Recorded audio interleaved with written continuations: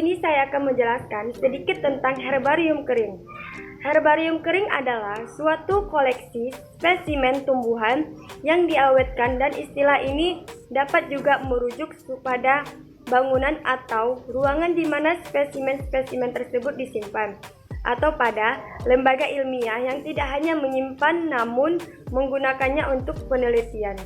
Manfaat dari herbarium ini adalah sebagai bahan rujukan untuk mentakrifkan takson tumbuhan. Ia mempunyai holotipe untuk tumbuhan tersebut. Herbarium juga dapat digunakan sebagai bahan penelitian untuk para ahli atau ahli taksonomi. Cara pembuatan herbarium ini dengan cara mengawetkan dapat dilakukan terhadap objek tumbuhan. Pengawetan dapat dengan cara basah ataupun kering.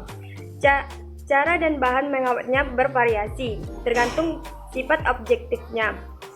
Organ tumbuhan basah, organ tumbuhan yang berdaging seperti buah biasanya dilakukan dengan awetan basah. Sedangkan untuk daun, batang, dan akarnya tumbuhan dengan awetan kering, berupa herbarium kering. Dengan kering menggunakan 3 macam proses, yaitu pengeringan langsung, yakni tumpukan materi herbarium yang tidak terlalu tebal dipres di dalam bungkusan. Untuk mendapatkan hasil yang optimum, sebaiknya dipres dalam waktu 2 minggu, kemudian dikeringkan di atas tungku pengeringan dengan panas yang diatur di dalam oven.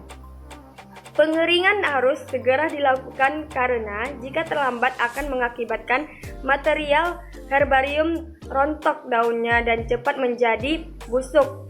Pengeringan bertahap, yakni material herbarium dicelupkan dengan terlebih dahulu di dalam air mendidih selama 3 menit, kemudian dirapikan lalu dimasukkan ke dalam lipatan kertas koran. Selanjutnya ditumpukkan dan dipres, dijemur atau dikeringkan di atas tungku pengering. Di sini saya akan membahas tentang herbarium basah. Sebelum kita masuk ke herbarium basah, kita harus tahu dulu herbarium itu apa.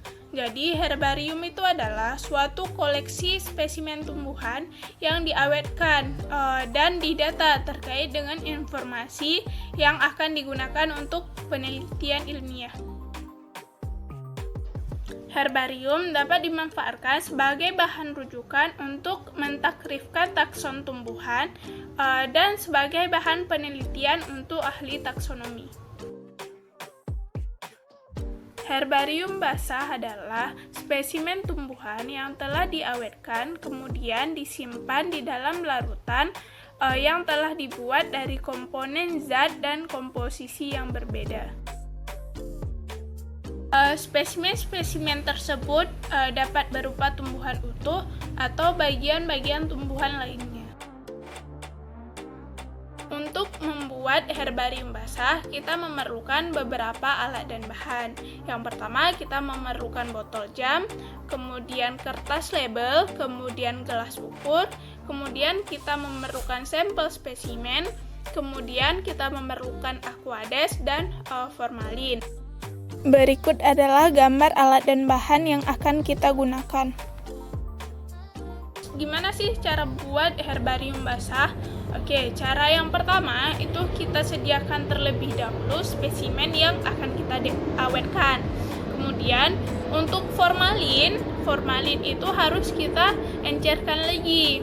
Kemudian formalin yang telah diencerkan tadi kita masukkan ke dalam botol jam. Kita ambil spesimen tumbuhan yang mau kita awetkan tadi, kita masukkan ke dalam botol jam yang telah berisi formalin yang sudah diencerkan tadi. Kemudian kita tutup botol jam tersebut dan kita beri label sesuai dengan tata nama.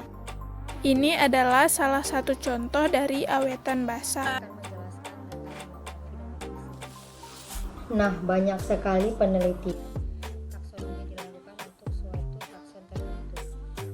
Penelitian ini dimaksudkan untuk mendapatkan informasi tentang anggota dari suatu takson, menginterpretasikan data, memperbarui sistem klasifikasi dari suatu takson, melakukan modifikasi, atau mengkoreksi tata nama yang sudah ada.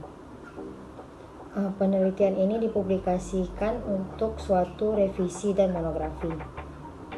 Kemudian tata nama dan penelusuran pustaka.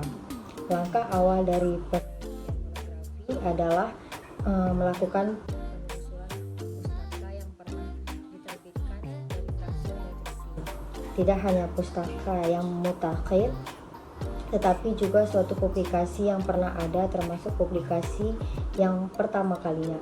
Salah satunya ialah yang pertama, Index Kenwensil Platarum volume 2 Oxford dari tahun 1983 sampai 1895 dengan 16 suplemen berupa suatu indeks berdasarkan abjad marga dari jenis tumbuhan Angiospermae dan Gymnospermae yang dipublikasi dimanapun Gymnospermae yang dipublikasi dimanapun mulai tahun 1753.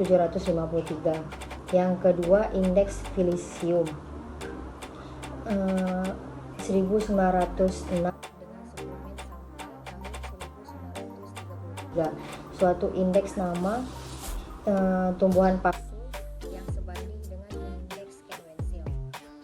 Selanjutnya adalah selain perpustakaan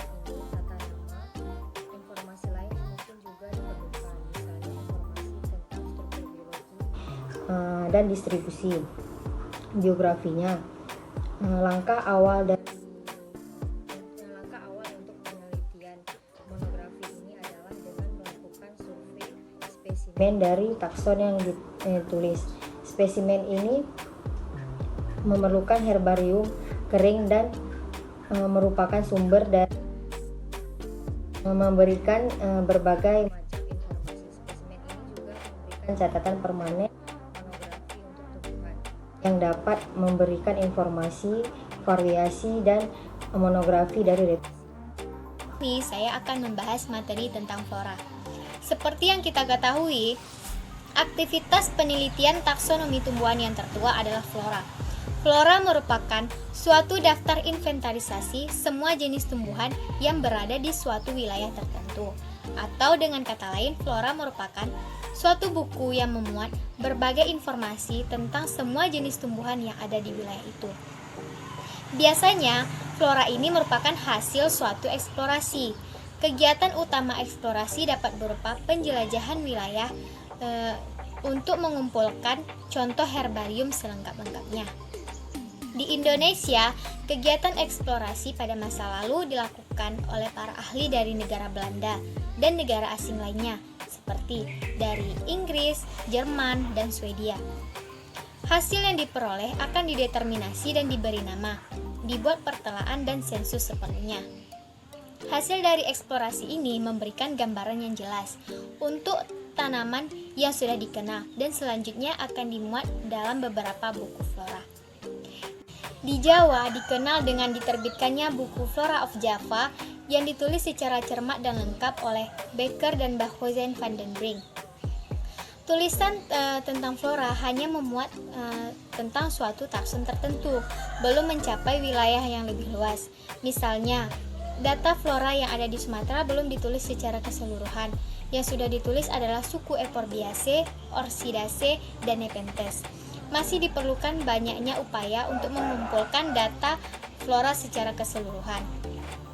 Penelitian tentang suatu takson dimaksudkan untuk mendapatkan informasi tentang anggota suatu takson itu, untuk menginterpretasikan data, memperbarui suatu klasifikasi, dan untuk mengumpulkan atau memodifikasi dan mengoreksi tanaman yang sudah ada.